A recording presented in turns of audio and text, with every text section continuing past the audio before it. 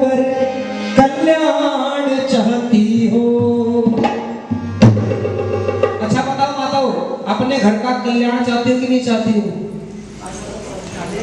हाँ जी, चाहते है ना। लेकिन केवल चाहने जाने से काम नहीं चलेगा, करना भी पड़ेगा। और क्या करना है सुन लेना ध्यान से।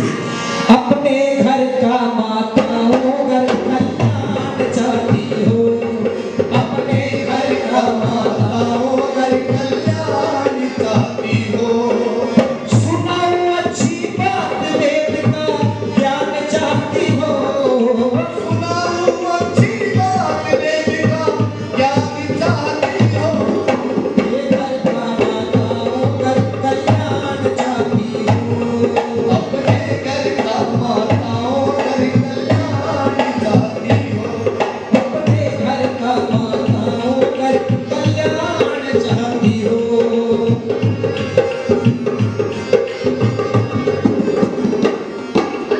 सबसे पहला काम, सद्या हवन में रुचि होगी सारी समस्या दूर होगी। सद्या हवन में रुचि होगी सारी समस्या दूर होगी, सद्या हवन में रुचि होगी सारी समस्या दूर होगी, सद्या हवन में रुचि होगी सारी समस्या दूर होगी। घर में ना कोई भी, अरे घर में ना कोई भी, घर में ना कोई भी बीमार इंसान चाहती हो, अपने घर का माताओं कल्याण चाहती हो, अपने घर का माताओं घर कल्याण चाहती हो, अपने घर का माताओं घर कल्याण चाहती हो।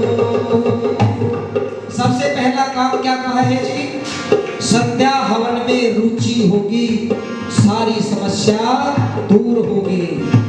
लोग कहते जी ये हवन वाले, हवन करने वाले लोग करते क्या है? हमने कहा हवन करते हैं।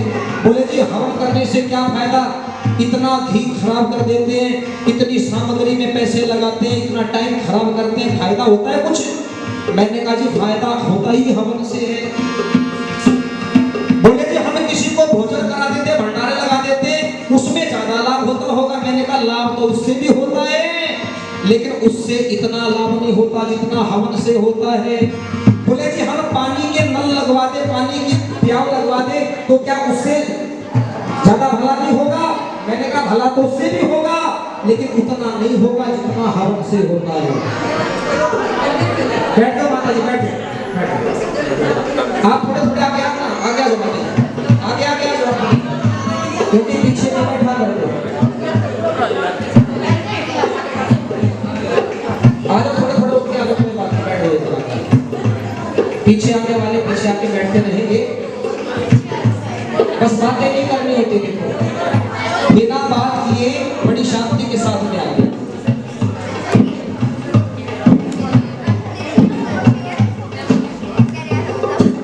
बोले सच्चिदानंद भगवान की। देखो सुनो जी, ध्यान से सुनो। क्या कहा कि बोले जी अगर हम बड़े बड़े भंडारे लगा देते हैं, क्या उनसे इतना लाभ नहीं होगा? मैंने कहा नहीं, इतना लाभ नहीं होगा जितना होना चाहिए। बोले अगर हम पानी की व्यवस्था लोगों के पीने के लिए पानी की व्यवस्था कर दे, तो क्या उससे भी लाभ नहीं होगा? मैंने लाभ तो होगा, लेकिन उतना लाभ नहीं होगा जितना हवन से होता है। वो कहते जी हवन से इतना लाभ कैसे हो जाता है? मैंने कहा देखो सीधी सी बात है, हवन जो होता है वो शुद्ध वायु का भंडारा होता है। क्या होता है जी? शुद्ध वायु का भंडारा।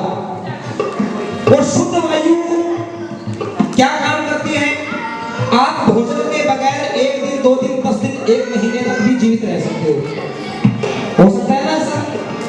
अभी 9 दिन हो गए, व्रत कर रखा है कि नहीं कर रखा है माताओं ने? नवरात्रि चले हुए ना, तो व्रत तो रखती होगी माता इधर भी। 9 दिन तक कोई भोजन नहीं करती माता, लेकिन बताओ कोई दिक्कत आती है शरीर पर? कोई दिक्कत नहीं आती। 9 दिन तक अगर हम पानी भी थोड़ा थोड़ा ये सोचेंगे कि चलो कोई बात नहीं, मिल गया तो ठीक है, नहीं तो कोई बात नहीं, हो सकता है 9 दिन तक बिना पानी के भी जीवित रह जाएगा व्यक्ति कहीं ना कहीं। लेकिन जो हवा है, ऑक्सीजन है, उसके बगैर कितनी देर तक जिंदा रह सकता है इंसान? 1 घंटा 1 घंटे तक रह लेगा जी बिना हवा के? 10 मिनट के लिए रह सकता है? नहीं। एक पल के लिए भी अगर हवा समाप्त हो जाए तो सांस ऊपर का ऊपर और नीचे का नीचे, प्राण निकल जाएंगे।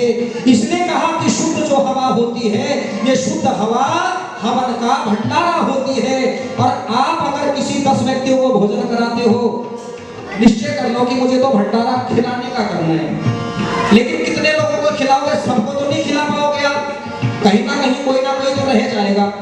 मान लो पूरे गांव का भंडारा कर दिया, फिर भी बहुत सारी चीजें रह जाती हैं। कौन रह जाएगा? पशु पक्षी कीट पतंग, संसार के छोटे छोटे जीव हैं, वो चाहकर भी आप उनको भोजन नहीं करा पाओगे। लेकिन वायु जो हवन होता है, वायु से जो बनती है, जैसा जैसा साकल्य पदार्थ आप उसके अंदर में हवन में अग्नि में डालते हैं, उसको कहते हैं अग्नि देवानां मुखम, अग्नि देवताओं का मुख बन जाती है और वो संसार का ध्यान रखती है। देवता कहते देने वाला, जो पूरे संसार के जीवों को बराबर बराबर बांट कर देता है, वो एक छोटे से पतंग कीट पतंग का भी ध्यान रखता है, वो बड़े से बड़े विशाल हाथी का भी ध्यान रखता है, वो मनुष्य का भी ध्यान रखता है। इसलिए कहा कि हवन करते रहिए और जीवन में कभी बीमार मत होइए, अपने मन को अपने तन को स्वस्थ रखिए। और जब आपका तन मन स्वस्थ होगा तो फिर आपको आगे काम क्या करना है, सुनो।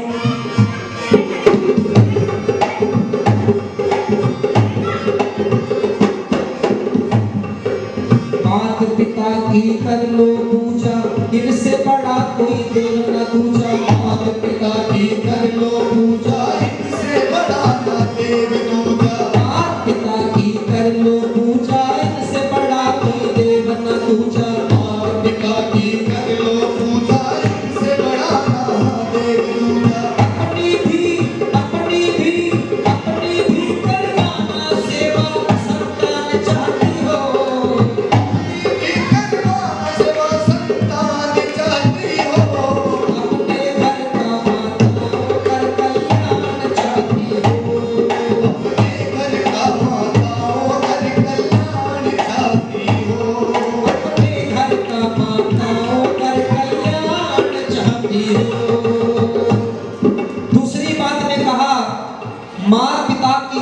पूजा इनसे बड़ा ना देव है पूजा।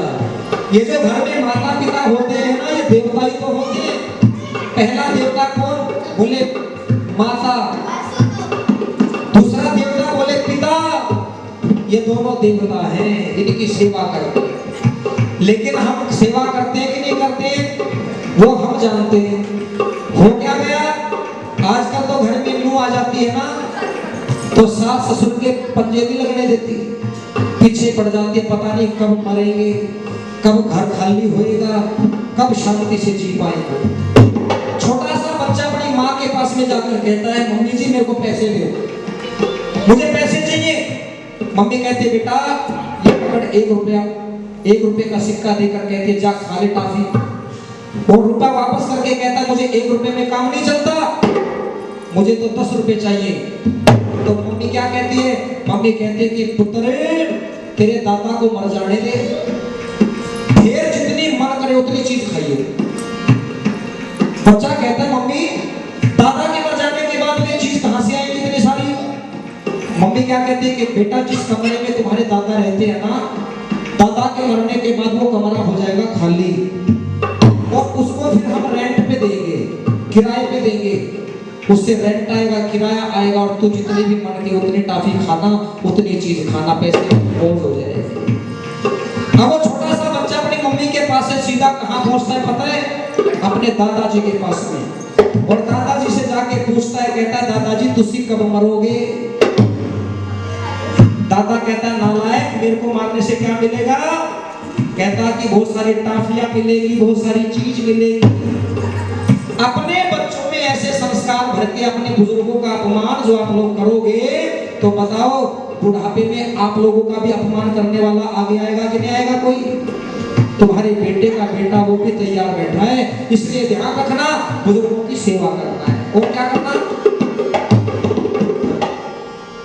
बच्चों का पालन करना, अच्छे उनमें संस्कार भरना। बच्चों का पालन करना, अच्छे उनमें संस्कार भरना। बच्चों का पालन करना, अच्छे उनमें संस्कार भरना, बच्चों का पालन करना, अच्छे उनमें संस्कार भरना। राम कृष्ण से घर में जो संतान चाहती हो, राम कृष्ण से घर में जो संतान चाहती हो, अपने घर का माताओं कर कल्याण चाहती हो, अपने घर का माताओं कर कल्याण चाहती हो, अपने घर का माताओं कर कल्याण चाहती हो।